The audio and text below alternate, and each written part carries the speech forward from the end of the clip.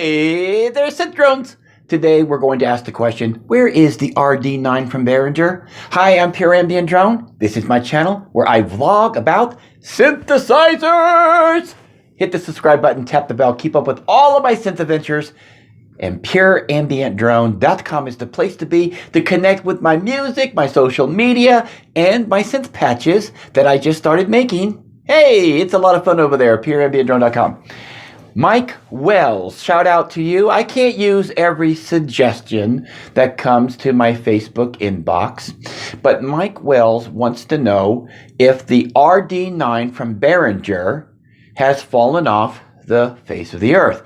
In his email, he asked this question. He refers to it as the RD-909 from Behringer, but they have changed their name. They were going with the names of RD-808 and RD-909, but now it is, of course, RD-9 and RD-8, respectively. So he wants to, did it fall off the face of the earth? And he also wants to know if the Behringer clones are going to affect online prices for Roland. Let's talk about this a little bit. And I think what he means by that is the classic, I think what he means by the price affecting Roland, maybe the old Roland drum machines, maybe, possibly. Okay, so let's just take this one at a time. So the RD-9 has not fallen off the face of the earth. Behringer is still in the works of tweaking the firmware for the RD-8.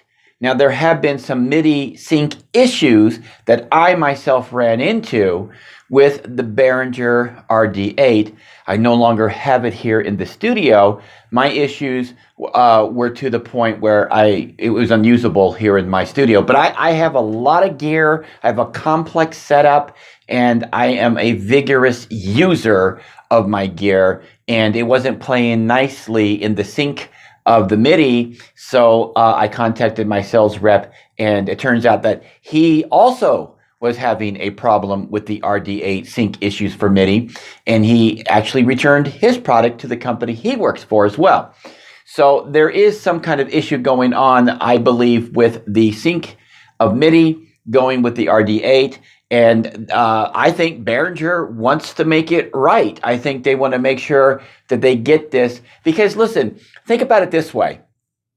If Behringer makes a huge mistake and throws all of these drum machines out there, and I actually did a video on this, okay, about is Behringer doing too much, if they do it too much too fast, they're going to run into a lot of problems. Now, my background is in computer software, okay? In another life, I was a computer software engineer, a developer, and I know that if you work on too many projects at one time, like too many software packages, man, you can get yourself into a lot of trouble really quick. No matter how many people you have at your disposal, somebody's got to direct all of that. And Behringer doesn't want to get into an issue where they have an RD-8 and an RD-9 set of drum machines flooding the market, and there being firmware problems.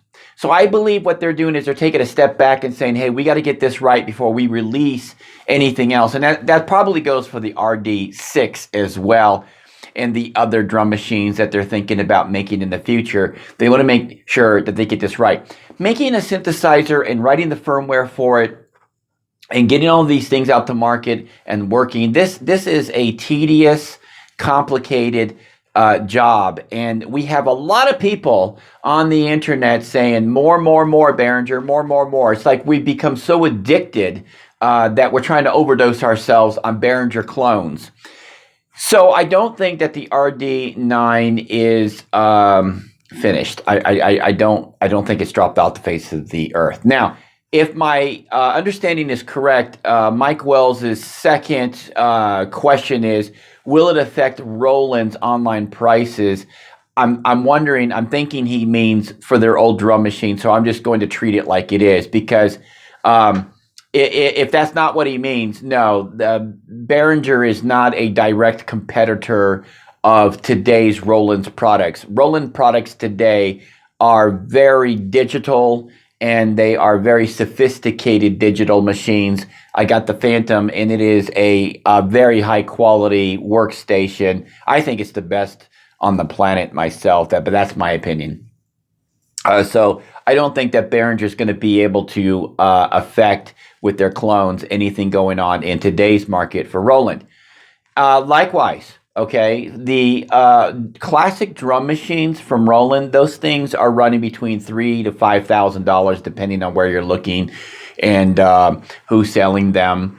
I don't think it's going to affect those prices either, because there are purists out there who want the real deal. They want the nostalgic sound. They want the actual real components. And they're willing to pay for those real items. And so, look, if I owned the real deal, okay, if I owned any real classic Roland drum machines, whether it be the 808 or the 909, I would price it effectively. I wouldn't take less than what the going market has been for quite some time. And it's interesting to see that the vintage prices of synthesizers in some areas have been going up. Okay. Juno 106s are floating at around $1,500 to $2,000 now. And Behringer hasn't touched any of those. I know we can argue all day long that the DeepMind 12/DeepMind 6 is a Juno clone, but it really isn't. It's a modern take on the Juno, but it's not a one-for-one clone like their Pro 1 or their Model D is supposed to be. So you're going to see the prices of a lot of these synthesizers continue to rise in the vintage market. And for the ones that they have cloned, it's really a matter of taste. I don't think you can put lightning in a bottle again. Once it's out, it's out. So I believe Behringer is doing a fantastic job with their synthesizers. But I don't think that they're a one-for-one identical clone. I don't think it's possible in today's market. You'd have to go all the way back in history and just have all those people involved in making that stuff and all the manufacturing companies that were doing. I mean, everything would have to be identical. And it's so impossible to replace all of that you're going to have minute differences. But the question is, does that matter? I mean, do we really care? If the synthesizer sounds good, it sounds good. So that's my take on it. I don't know what your guys' take on it, but yeah, the comments below. Where is the RD9? What do you guys think? One more thing I want to add is that there's a lot of speculation that, maybe Roland is going after Behringer on trademark and copyright with the drum machines. And there have been some things that they did go after them. I think, correct me if I'm wrong in the comments, in Germany, I think Roland did either a copyright or a trademark. I believe it was copyright for the colors of the buttons and the sequence of those colors. So the RD-8 had to be rearranged with the colors, like reversed or something like that. So there are some things that Roland is doing to protect their name and their yesteryear products that I'm sure Behringer is, trying to climb over some of those obstacles. But I don't think there's any obstacles right now for the RD-9, but who knows? I really just think that it's Behringer trying to make things right before they release another synthesizer or another drum machine. But what do you guys think? Leave a comment below. Until next time, visit me over at pureambientdrone.com. Check out my Gaia patches that I just got done. The Roland Gaia patches are up there. Check those out. I got my music up there, and I got all my social media links. I would love to see you guys over there. And you know what, guys? Until next time, keep calm and synth on.